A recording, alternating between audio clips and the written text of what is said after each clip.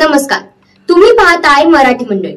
मसाजो गावचे सरपंच संतोष देशमुख यांच्या निर्गुण हत्येच्या प्रकरणात मोठी अपडेट समोर आली आहे। बीडच्या मकोका न्यायालयात या खटल्याची सुनावणी सुरू झाली असून विशेष सरकारी वकील उज्ज्वल निकम यांचा दमदार युक्तिवाद सुरू आहे। या केसचा घटनाक्रम काय आहे, नेमकं काय सुरू आहे कोर्टात, चला सविस्तर जाणून घेऊया। मसाजो गावचे सरपंच संतोष देशमुख यांची 9 डिसेंबर 2024 रोजी निर्गुण हत्या झाली। राज्यभर खळबळ उडवणाऱ्या या हत्येनं संपूर्ण बीड जिल्हा हादरून गेला होता।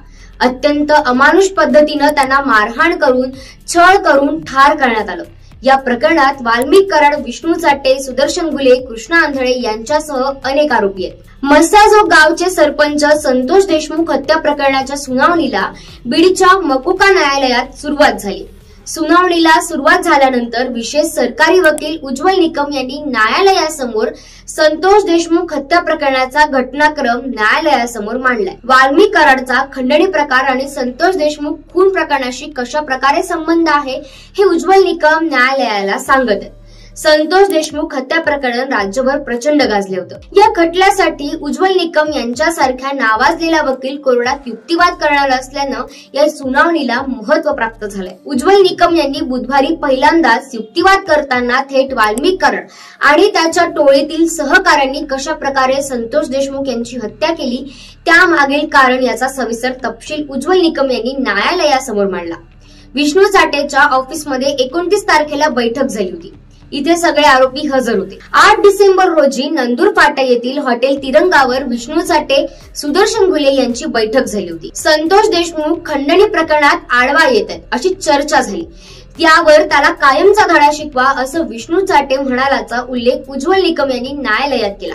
हा सगळा तपशील मांडल्यानंतर संतोष देशमुख हत्या प्रकरणाची आजची सुनावणी संपली। संतोष देशमुख यांची 9 डिसेंबर 2024 रोजी निर्गुणपणे हत्या करण्यात आली होती।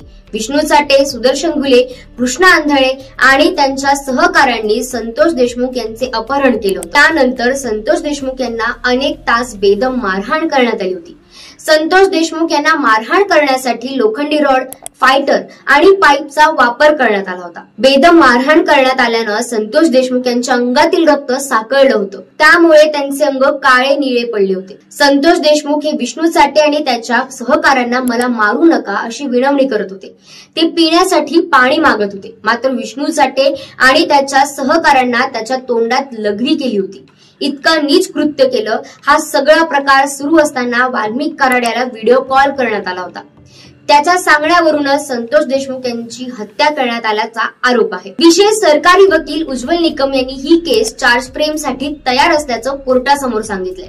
मात्र आरोपींच्या वकिलांनी त्यांना कागदपत्रे न मिळाल्यामुळे चार्ज फ्रेम न करण्यासाठी मागणी केली आहे। यावर आता न्यायालय काय निकाल देणार हे बघावं लागेल। मित्रांनो, मसाजो गावचे सरपंच संतोष देशमुख यांच्या हत्येच्या खटल्याची सुनावणी सुरू आहे। विशेष सरकारी वकील उज्ज्वल निकम यांचा सखोल युक्तिवाद न्यायालयात सुरू आहे। देशमुख यांची हत्या किती अमानुष पद्धतीने झाली हे ऐकूनच अंगावर शहारे येतात। आता पुढची सुनावणी महत्वाची ठरणार आहे। कोर्ट काय निर्णय देतं, दोषींना किती कठोर शिक्षा होते याकडे संपूर्ण राज्याचं लक्ष लागलंय। यावर तुम्हाला काय वाटतं, तुमचं मत आम्हाला कमेंट करून नक्की सांगा आणि व्हिडिओ आवडला असेल तर नक्की लाईक, शेअर आणि अशाच माहितीपूर्ण व्हिडिओसाठी मराठी मंडळी या YouTube चॅनलला सबस्क्राईब करायला अजिबात विसरू नका। धन्यवाद।